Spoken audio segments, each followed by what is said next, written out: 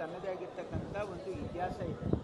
ಅದು CET ಪರೀಕ್ಷೆ ಭಾಳ ಪಾರದರ್ಶಕವಾಗಿ ಅದನ್ನು ನಾವು ಮಾಡ್ತಕ್ಕಂಥ ನಮ್ಮ ಒಂದು ಟ್ರ್ಯಾಕ್ ರೆಕಾರ್ಡ್ ಇದೆ.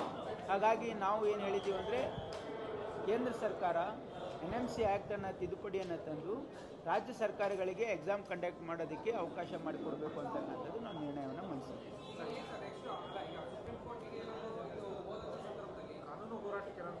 ನೋಡಿ, ಇದು ತಮಗೆಲ್ಲ ಗೊತ್ತಿರೋ ಹಾಗೆ ಈ ನೀಟ್ ಎಕ್ಸಾಮ್ ಬಂದಿರತಕ್ಕಂಥದ್ದು ಒಂದು ಸುಪ್ರೀಂ ಕೋರ್ಟ್ ಜಜ್ಮೆಂಟಿಂದ.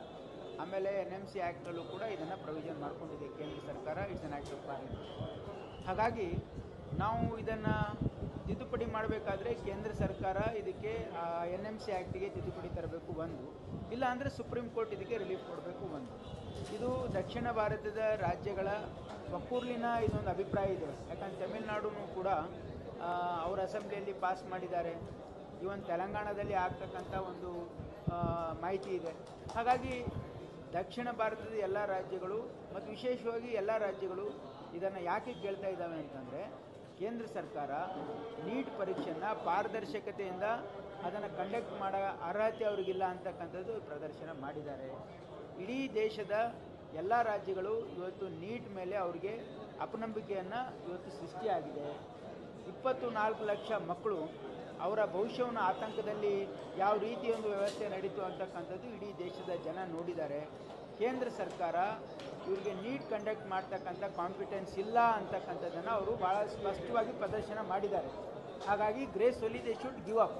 ಅವ್ರ ಕೈಲೇ ಮಾಡೋಕ್ಕಾಗದೇ ಇರ್ತಕ್ಕಂಥ ಕೆಲಸ ಮಾಡೋಕ್ಕೆ ಹೋಗಿ ಇಡೀ ದೇಶದ ಯುವಕರ ಭವಿಷ್ಯವನ್ನು ಆತಂಕದಲ್ಲಿ ತರ್ತಕ್ಕಂಥ ಕೆಲಸ ಅವರು ಬಿಟ್ಕೊಡ್ಬೇಕು ಅಂತಕ್ಕಂಥದ್ದು ನಮ್ಮ ಒಂದು ಒತ್ತಾಯ.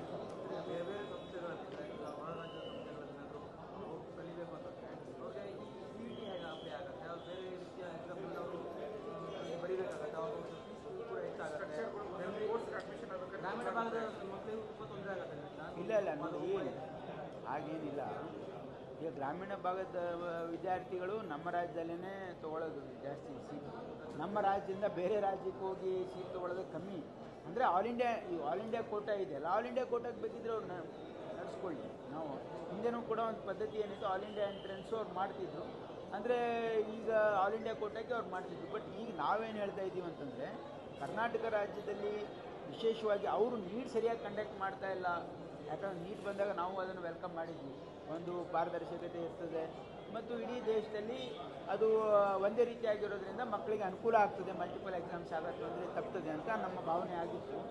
ಆದರೆ ಈಗ ಅವರು ಯಾವ ರೀತಿ ಎಕ್ಸಾಮ್ ಕಂಡಕ್ಟ್ ಮಾಡಿದ್ದಾರೆ ಅದರಿಂದ ನಮಗೆ ಅವ್ರ ಮೇಲೆ ವಿಶ್ವಾಸ ಹೋಗಿದೆ. ಹಾಗಾಗಿ ನಾವು ನಮ್ಮ ರಾಜ್ಯ ಸರ್ಕಾರಕ್ಕೆ ಬಿಟ್ಕೊಡಿ ಅಂತಕ್ಕಂಥದ್ದು.